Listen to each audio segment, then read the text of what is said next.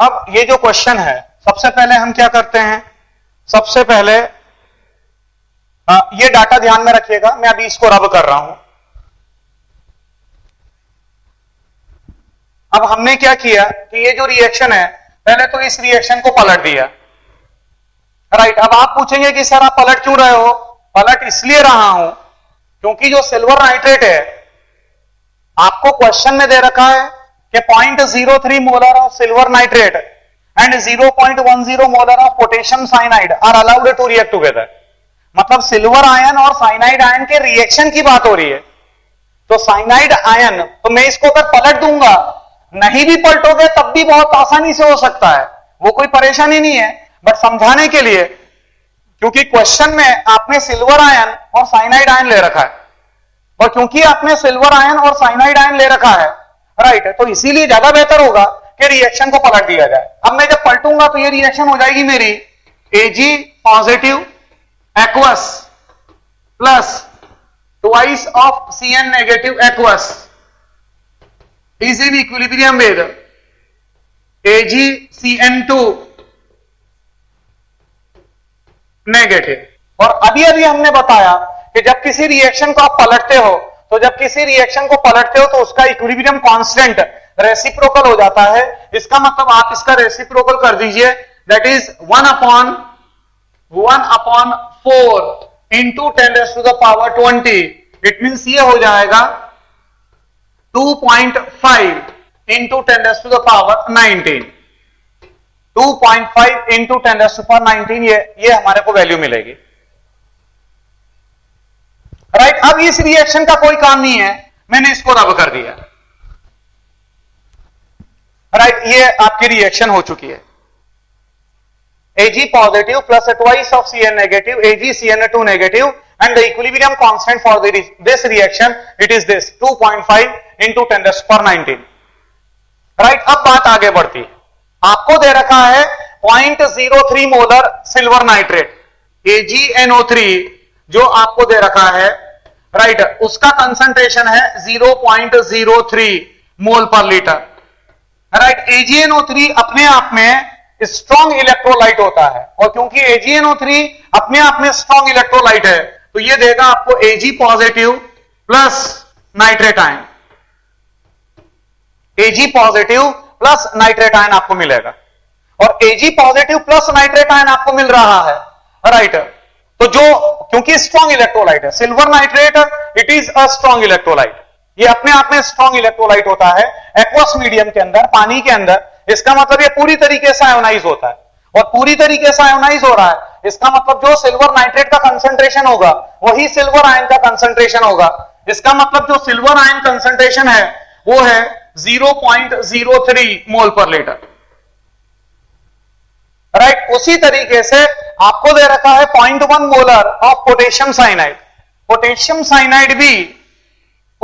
Cyanide भी अपने आप में स्ट्रॉन्ग इलेक्ट्रोलाइट है, ये पूरी तरीके से आयोनाइज होगा K positive plus Cn negative के अंदर।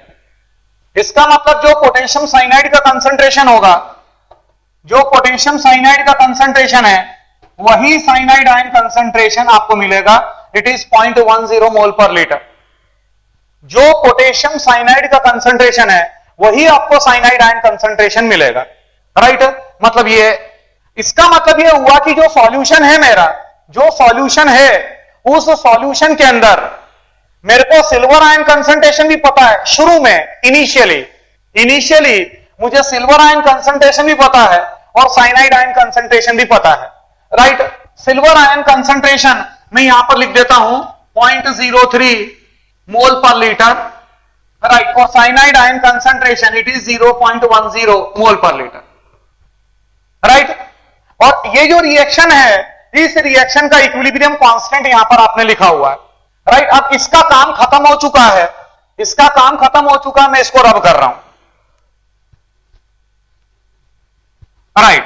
अब बात आगे बढ़ी,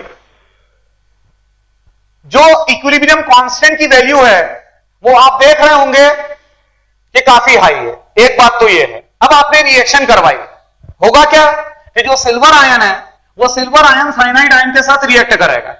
जो सिल्वर आयन है वो सिल्वर आयन साइनाइड आयन के साथ रिएक्ट करेगा। मान लीजिए कि ये X मोलर रिएक्ट करता है, तो अगर ये X मोलर रिएक्ट करता है तो फिर ये 2X मोलर रिएक्ट करेगा। फिर से मैं बता दूं, ये रिएक्शन बताती है कि अगर सिल्वर आयन का 1 मोल है तो इसके 2 मोल रिएक्ट करेंगे, इसके अगर 2 मोल रिएक्ट करेंगे तो इसके 4 मोल रिएक्ट करेंगे। मतलब अगर सिल्वर आयन X रिएक्ट कर रहा है तो ये 2X रिएक्ट करेगा और ये आपको X बनेगा। राइट, 0.03 में से अगर X मोल पर लीटर सिल्वर आयन रिएक्ट कर गया तो अगर ये X करेगा तो साइनाइड आयन 2X करेगा, और जो ये कॉम्प्लेक्स बनेगा, ये जो कॉम्प्लेक्स आयन बनेगा, ये कॉम्प्लेक्स आयन आपका X मोल पर लीटर बनेगा।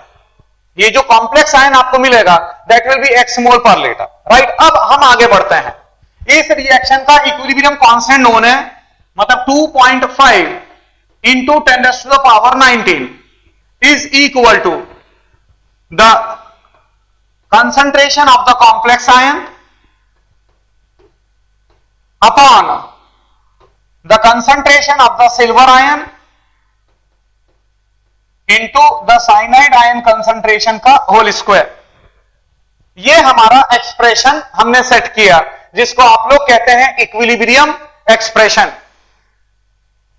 ये जो कंसंट्रेशन ये X है, मतलब यहां पर मैंने लिया it is X upon silver ion कितना बच चुका है, इट इज 0.03 माइनस X, और जो साइनाइड आयन है वो साइनाइड आयन बच चुका है 0.1 minus 2X, it is 0.1 minus 2X का होल स्क्वायर। राइट, अब ये जो इक्वेशन हमारी सेट हो रही है, सबसे बड़ी प्रॉब्लम ये है यहां पर, ये जो इक्वेशन आपने सेट करी इसमें सबसे बड़ी दिक्कत ये आ रही है कि ये जो इक्वेशन बन रही है ये क्यूबिक इक्वेशन बन रही है, ये क्यूबिक इक्वेशन बन रही है। आप चेक करिएगा 0.1 माइनस 2X मतलब X का होल स्क्वायर है यहां पर। राइट, और स्क्वायर का मल्टीप्लीकेशन है फिर X के साथ में, इसका मतलब अपने आप में ये क्यूबिक इक्वेशन बन रही है। और क्यूबिक इक्वेशन को सॉल्व कर पाना, right, it's not easy as such. Cubic equation को सॉल्व करना, राइट, ये इतना आसान नहीं है, इसीलिए हमने ये कॉन्सेप्ट को रिजेक्ट कर दिया, ये कॉन्सेप्ट को मैंने छोड़ दिया। यहां पर क्यूबिक इक्वेशन बन रही है, आप चेक कर लीजिए, ये जो इक्वेशन बनेगी आपकी, राइट, ये 3 डिग्री की इक्वेशन बनेगी। राइट, जिससे क्या होगा कि सॉल्व करना हमारे लिए वहां मुश्किल है, बराबर है। तो इसीलिए अब हम इसको लॉजिकली सॉल्व करेंगे। मैथमेटिकली हमने देखा कि एक टफ इक्वेशन बन रही है, राइट, तो इसीलिए अब हम लॉजिक से इसको सॉल्व करेंगे। वो लॉजिक क्या होगा वो जरा आप देखिएगा। राइट, मैं ये इसको रब कर रहा हूं, अभी इसको मैं रब कर दिया है, ये वाला। राइट, अब देखिएगा सिल्वर आयन कंसंट्रेशन 0.03 मोल पर लीटर था और साइनाइड आयन कंसंट्रेशन 0.1 था। अब सुनिएगा, जो इक्विलिब्रियम कांस्टेंट की वैल्यू आपको दे रखी है, this equilibrium constant value it is very high. Right, और जब इक्विलिब्रियम कांस्टेंट की वैल्यू बहुत हाई होगी, इसका मतलब यह हुआ कि रिएक्शन बहुत ज्यादा फॉरवर्ड डायरेक्शन में जाएगी। If the value of equilibrium constant is high, it means कि रिएक्शन हमारी बहुत ज्यादा फॉरवर्ड डायरेक्शन में जाएगी। इसका मतलब यह हुआ कि यहां पर जो कम मात्रा में प्रेजेंट होगा, जो कम मात्रा में प्रेजेंट होगा लेफ्ट हैंड साइड पर, जो कम मात्रा में प्रेजेंट होगा वो ऑलमोस्ट पूरा खत्म हो जाएगा, वो पूरा कंज्यूम हो जाएगा। राइट, सिल्वर आयन का अगर 1 मोल है तो इसके 2 मोल रिएक्ट करेंगे, अगर इसके 2 मोल हैं तो इसके 4 मोल करेंगे। मतलब अगर साइनाइड आयन 0.1 मोल पर लीटर है, साइनाइड आयन आपको क्वेश्चन में 0.1 दे रखा था मोल पर लीटर, तो साइनाइड आयन अगर 0.1 है तो सिल्वर आयन 0.05 होना चाहिए। आधा, जितना साइनाइड आयन है उसका आधा सिल्वर आयन होना चाहिए। अगर सिल्वर आयन 2 है तो ये 1, ये 4 है तो ये 2, ये 6 है तो ये 3, ये x है तो x/2, अल्फा है तो ये अल्फा/2। इसका मतलब ये कि अगर ये 0.1 है तो ये 0.1/2 होना चाहिए। इट मींस ये 0.05 होना चाहिए था। बट यहां पर क्वेश्चन में आपको ये 0.03 दे रखा है। क्वेश्चन में जो सिल्वर आयन कंसंट्रेशन आपको दे रखी है दैट इज 0.03 मोल पर लीटर। इसका मतलब यह हुआ कि सिल्वर आयन कम मात्रा में प्रेजेंट है। इसका मतलब कि सिल्वर आयन, और क्योंकि इक्विलिब्रियम कांस्टेंट की वैल्यू बहुत हाई है, इसका मतलब the extent of forward reaction it is too much. Reaction बहुत ज्यादा फॉरवर्ड जाएगी। तो जब रिएक्शन बहुत ज्यादा फॉरवर्ड जाएगी तो हम ये मानेंगे almost the whole of the silver ion is consumed. Almost the whole of the silver ion is consumed. हम ये मानकर चल रहे हैं कि तकरीबन सारा के सारा सिल्वर आयन खत्म हो गया। तो मैंने तकरीबन वर्ड बोला है, मैं बच्चों ये कतई नहीं बोल रहा हूं कि सारा के सारा सिल्वर आयन इस कॉम्प्लेक्स में कन्वर्ट हो गया। मैंने ये स्टेटमेंट नहीं दिया। बराबर है, अगर सारा के सारा सिल्वर आयन को आप खत्म करवा देंगे, बराबर है, तो फिर आप बताइए इक्विलिब्रियम कैसे मेंटेन रहेगा? Equilibrium it means the rate of forward reaction is equal to the rate of backward reaction. बराबर है। तो जब एक कंपोनेंट पूरा खत्म हो गया, अगर सिल्वर आयन को पूरा खत्म करवा देंगे, इट मींस रिएक्शन फॉरवर्ड कैसे जाएगी? तो इसीलिए मैंने कहा almost the whole of the silver ion is consumed. बराबर। बट थोड़ा बहुत सिल्वर आयन इक्विलिब्रियम पर निश्चित रूप से बचेगा। थोड़ा बहुत सिल्वर आयन इक्विलिब्रियम पर निश्चित रूप से बचेगा। वो थोड़ा बहुत कितना बच रहा है? Let the concentration of the silver ion at equilibrium be alpha. Equilibrium पर सिल्वर आयन कंसंट्रेशन जो बची हुई है, जो लेफ्ट ओवर कंसंट्रेशन है, वो अपन ने अल्फा मान ली। अच्छा, सिल्वर आयन 0.03 ऑलमोस्ट रिएक्ट कर चुका है। इट मींस साइनाइड आयन कितना रिएक्ट करेगा? तो साइनाइड आयन सिल्वर आयन के कंसंट्रेशन के डबल रिएक्ट करेगा। इट मींस साइनाइड आयन कितना रिएक्ट कर गया? 0.06 रिएक्ट कर गया। तो बचा कितना? 0.10 माइनस 0.06 मोल पर लीटर, इतना बच गया। सर समझ में नहीं आया, फिर से बताओ। सिल्वर आयन 0.03 मोल पर लीटर है, हम ये मानकर चल रहे हैं कि ऑलमोस्ट पूरा रिएक्ट हो गया। सर क्यों माना? क्योंकि इक्विलिब्रियम कांस्टेंट की वैल्यू बहुत ज्यादा है, रिएक्शन बहुत ज्यादा फॉरवर्ड जा रही है। तो जो कम मात्रा में प्रेजेंट होगा, वो आयन, वो कंपोनेंट जो कम मात्रा में प्रेजेंट होगा, राइट, तो वो बहुत ज्यादा रिएक्शन को फॉरवर्ड ले जाएगा। जो कम मात्रा में प्रेजेंट होगा वो पूरा कंज्यूम हो जाएगा, राइट, ऑलमोस्ट पूरा कंज्यूम होगा।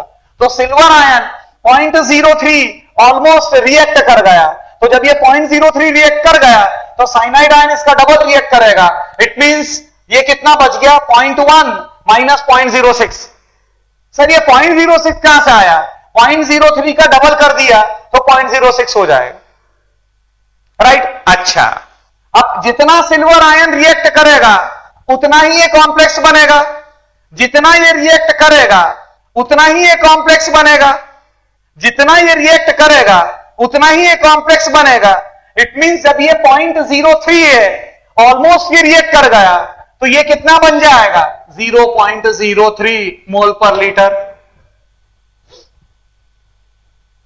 राइट। केसी की वैल्यू नोन है। इट मींस मैं बोलूंगा 2.5 इंटू 10⁻19 इज इक्वल टू ये कॉम्प्लेक्स का concentration, it is 0.03 upon silver ion concentration आपको प्रेडिक्ट करना था, अपन ने उसका अल्फा माना है, इट मींस ये अल्फा मैंने लिख दिया, राइट, इनटू 0.04 का होल स्क्वायर। सर कहां से आया, समझ में नहीं आया। 0.1 माइनस 0.06 करोगे तो 0.04 आ जाएगा, राइट। साइनाइड आयन का कोफिशिएंट 2 है तो 2 पावर में चला जाएगा, राइट। यहां से आपको अल्फा की वैल्यू मिलेगी, और ऑब्वियस सी बात है कि ये जो अल्फा की वैल्यू मिलेगी आपको, that will be very very less. ये अल्फा की वैल्यू बहुत कम मिलेगी, क्यों? क्योंकि रिएक्शन हमारी बहुत ज्यादा फॉरवर्ड जा चुकी है, रिएक्शन हमारी बहुत ज्यादा फॉरवर्ड जा चुकी है, इसीलिए जो सिल्वर आयन कंसंट्रेशन आपको मिलेगा that will be very less, right. तो alpha represents the silver ion concentration, right. अब आप इसको सॉल्व कर लीजिए, यहां से आपको अल्फा की वैल्यू मिलेगी, राइट। उतार लीजिए उसको। तो बच्चों अब ये कंक्लूजन क्या निकला, ये क्वेश्चन को पूरा समझने के बाद कंक्लूजन क्या निकलता है? कंक्लूजन ये निकलता है, नोट करिएगा, कि whenever the value of equilibrium constant, whenever the value of equilibrium constant is very high, whenever the value of equilibrium constant is very high, it means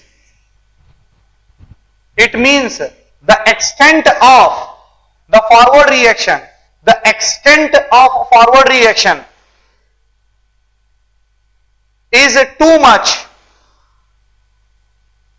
The extent of forward reaction is too much,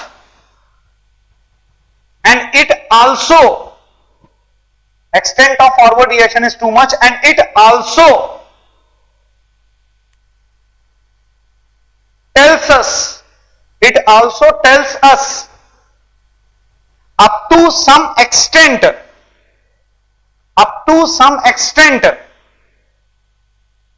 the stability of the product, up to some extent the stability of the product, right. कैसे, इस बात को एक बार देख लीजिएगा जरा। मैंने कहा कि अगर इक्विलिब्रियम कांस्टेंट की वैल्यू बहुत हाई है, इसका मतलब एक्सटेंट ऑफ फॉरवर्ड रिएक्शन बहुत ज्यादा है, और एक्सटेंट ऑफ फॉरवर्ड रिएक्शन जब बहुत ज्यादा है, इसका मतलब ये है कि आप ये कह सकते हैं कि जो प्रोडक्ट है वो स्टेबल है, रिएक्शन बहुत ज्यादा फॉरवर्ड जा रही है, मतलब जो इक्विलिब्रियम कांस्टेंट की वैल्यू है ये बहुत ज्यादा है। तो इक्विलिब्रियम कांस्टेंट की वैल्यू जब बहुत ज्यादा है, इसका मतलब the extent of forward reaction is too much, reaction बहुत ज्यादा फॉरवर्ड जा रही है। तो रिएक्शन बहुत ज्यादा फॉरवर्ड जा रही है, इसका मतलब जो प्रोडक्ट है वो स्टेबल है, प्रोडक्ट इज स्टेबल, बराबर है। ये इंटरप्रिटेशन आप कर सकते हैं, राइट। अगले क्वेश्चन पर आइएगा, नेक्स्ट क्वेश्चन पर आइए। In a vessel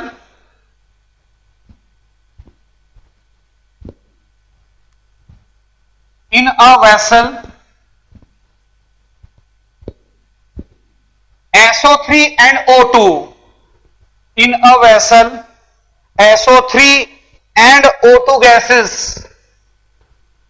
SO3 and O2 gas is taken at 1 atm and 2 atm respectively. If for the reaction आपके सामने है,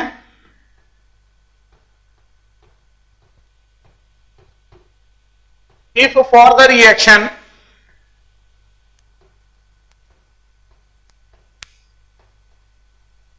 the value of Kp it is equal to 900, the value of Kp it is equal to 900 per atm, the value of Kp it is equal to 900 per atm, then calculate the partial pressure,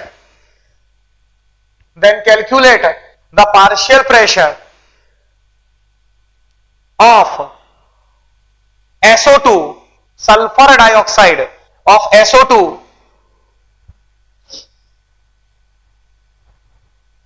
of SO2 at equilibrium condition, at equilibrium condition.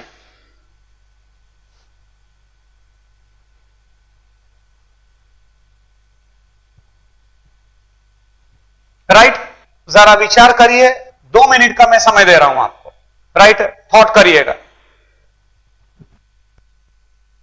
तो कैसे करेंगे अपन? ये जो reaction है आप check करिएगा कि जो कंटेनर है उस कंटेनर के अंदर आपको SO3 और O2 गैस 1 atm और 2 atm पर ऑलरेडी दे रखा है। तो 1 atm और 2 atm पर दे रखा है, इसका मतलब इसका initial pressure, the initial pressure of the SO2 given, it is 1 atm, यहां 1 और यहां पर आपको दे रखा है 2। राइट, गौर से चेक करिएगा, SO2 is not given to you. Initially आपको SO2 नहीं दे रखा है, और इनिशियली क्योंकि आपको SO2 नहीं दे रखा है, so there is no any question of the forward reaction. Forward reaction का कोई क्वेश्चन नहीं बनता है। सिर्फ एक ही पॉसिबिलिटी है, यहां पर सिर्फ एक ही पॉसिबिलिटी है कि वो जो वेसल है, उस वेसल के अंदर जो आपने SO3 ले रखा है, वेसल के अंदर जो आपने SO3 ले रखा है, वो डिसोसिएट करेगा, वो डिसोसिएट करेगा। राइट, ये SO3 डिसोसिएट करेगा, और SO3 डिसोसिएट करेगा तो O2 बनेगा, और जब ये SO3 और इसी से SO2 बनेगा। राइट, SO3 का जब डिसोसिएशन होगा तो SO3 जब डिसोसिएट करेगा तो O2 बनाएगा, और SO3 का डिसोसिएशन होगा तो SO2 बनेगा।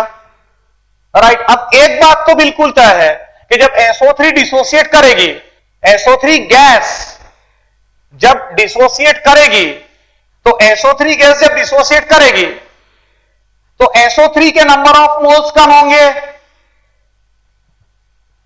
SO3 के नंबर ऑफ मोल्स कम होंगे। राइट, अच्छा, कांस्टेंट टेम्परेचर और कांस्टेंट वॉल्यूम पर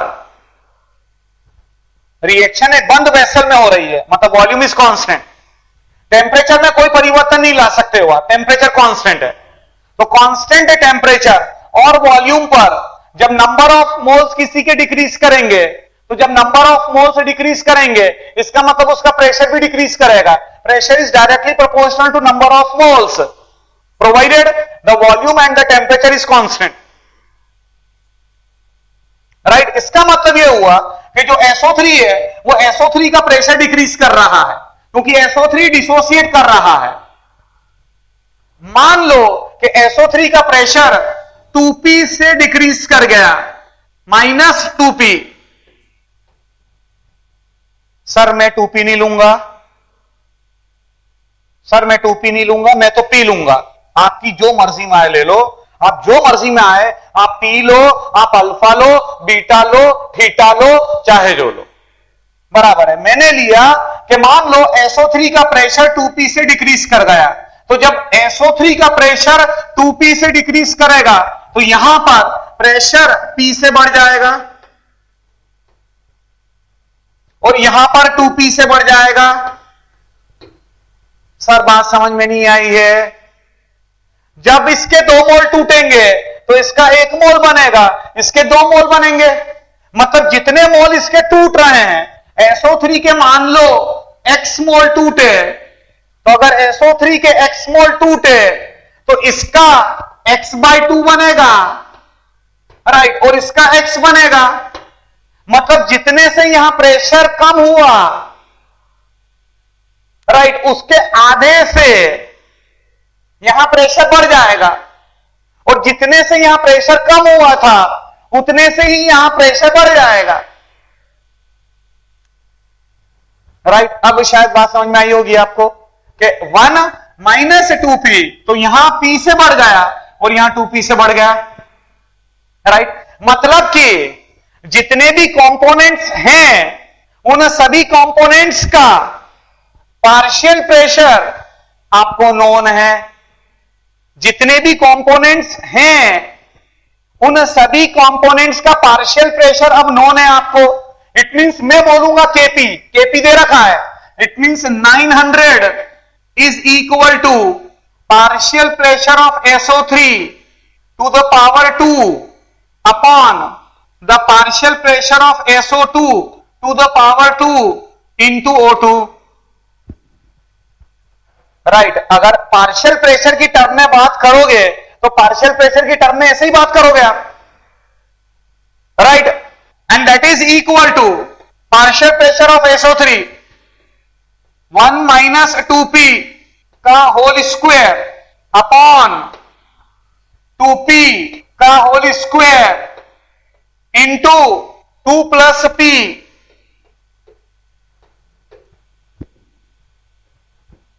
राइट, चेक करिएगा, आपकी ये इक्वेशन मिल जाएगी। अगेन सर ये तो क्यूबिक इक्वेशन बन रही है, ये जो इक्वेशन बनी है 2p का whole square 4p square 4p square into p that is 4p cube.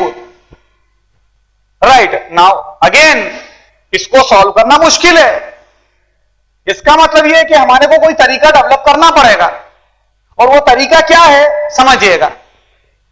Forward reaction के लिए जो इक्विलिब्रियम कांस्टेंट Kp की वैल्यू है वो सब्सटेंशियली हाई दे रखी है। फॉरवर्ड रिएक्शन के लिए जो इक्विलिब्रियम कांस्टेंट की वैल्यू आपको दे रखी है दैट इज सब्सटेंशियली हाई 900 बराबर है, वो वैल्यू आपको दे रखी है। तो फॉरवर्ड रिएक्शन के लिए इक्विलिब्रियम कांस्टेंट की वैल्यू ज्यादा है, इसका मतलब रिएक्शन बैकवर्ड कम जा रही है। अगर कोई रिएक्शन बहुत ज्यादा फॉरवर्ड जा रही है इसका मतलब वो बैकवर्ड कम है, वो रिएक्शन बैकवर्ड कम है। तो जब रिएक्शन बैकवर्ड कम है इसका मतलब ये 2p की वैल्यू काफी कम होगी।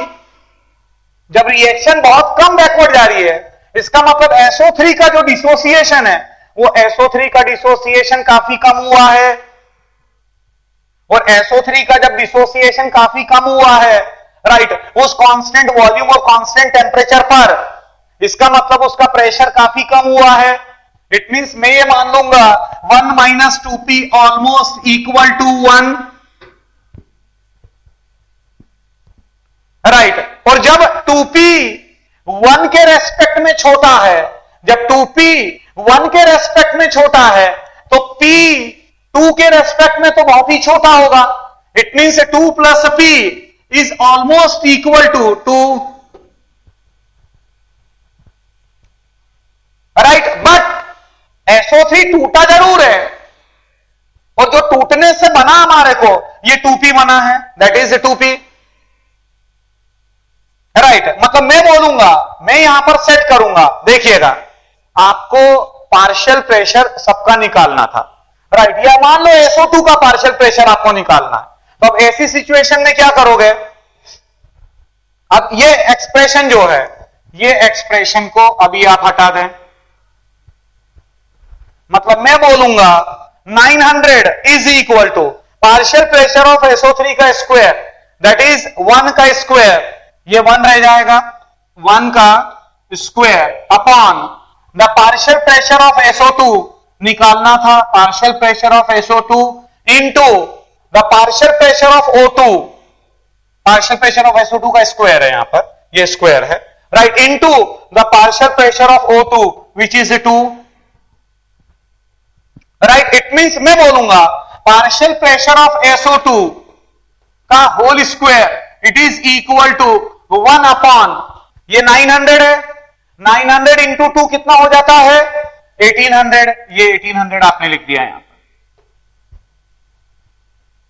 राइट, अब यहां से आपको पार्शियल प्रेशर ऑफ SO2 मिल जाएगा। राइट, और एक बार अगर आपको पार्शियल प्रेशर ऑफ SO2 मिल गया राइट, तो फिर आपको तीनों पार्शियल प्रेशर, ये तो नोन ही है, O2 का पार्शियल प्रेशर तो ऑलमोस्ट नोन है आपका, राइट, 2 प्लस p, हमने तो ये माना था कि 1 minus 2p it is almost equal to 1। Right, तो SO2 का ये पार्शियल प्रेशर यहां से आपको मिल जाएगा। राइट, ये अभी जो डाटा मिलेगा that will be in the unit of ATM to the power 2।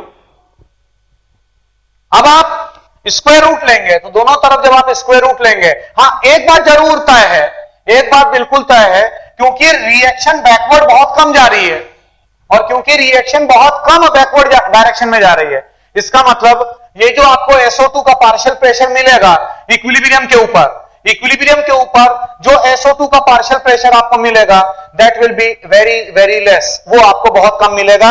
और ये बता भी रहा होगा कि ये SO2 का जो प्रेशर आपको मिलेगा that will be very less. ठीक, तो ये बच्चों आज इतना ही, right, to be continued in the next lecture.